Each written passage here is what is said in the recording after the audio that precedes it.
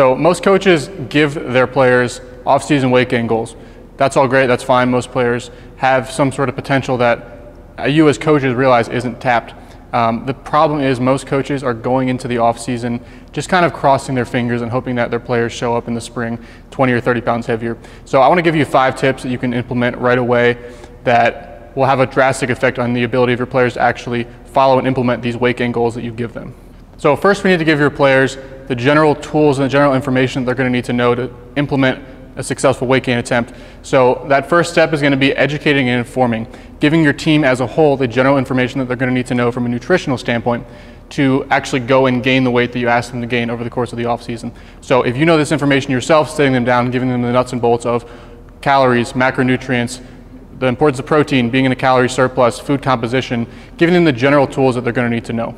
Okay, the second tip is going to be giving them the actual nuts and bolts, so the practical application of that general information that you gave them.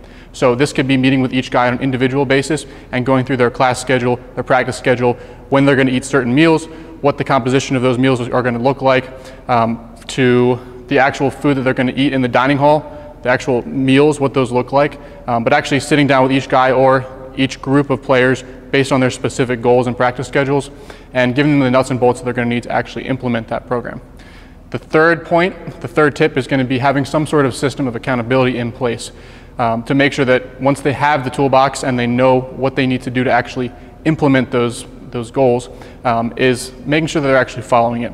So something that is pretty easy to do is having weekly weigh-ins, having some sort of public accountability system. So it can be a weight chart in the locker room, it can be regular Monday morning workouts, weigh-in, some way to keep track of if your players are actually making progress on a weekly basis and holding them accountable if they're not following the program. And if they are following it but they're not making progress, then you know, and you can go and meet with the players and problem solve why that may be the case. Number 4 is going to be making it a little bit easier on your players to actually follow the nutrition program once they have an idea and once they have the information that they need. And that is having a nutrition corner in the locker room. So having a refrigerator, having milk, peanut butter, granola bars, trail mix, having some calorie dense foods always available for your players so there's never an excuse not to hit their calories.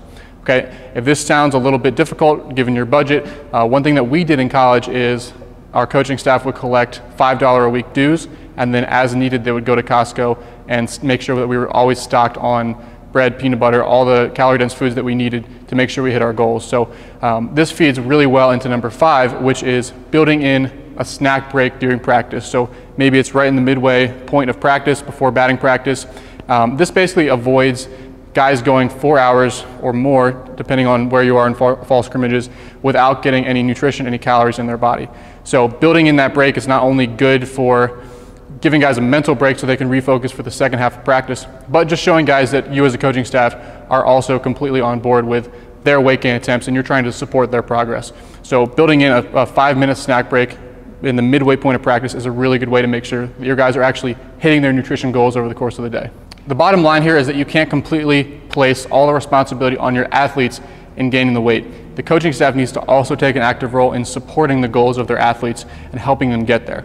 So step 1, obviously giving your athletes the tools, the information that they need, and going through on an individual basis to help them implement the nutritional program that you want. Number 2, basically have a system of accountability in place to make sure that they're actually following it. And then number 3 is starting to put in some of these tips and tricks to actually support their goals, make their life a little bit easier. So if you guys are interested in learning more about how we implement our nutrition programs, both on an individual and a team basis, go ahead, email us, contact@treadathletics.com, and thanks for watching.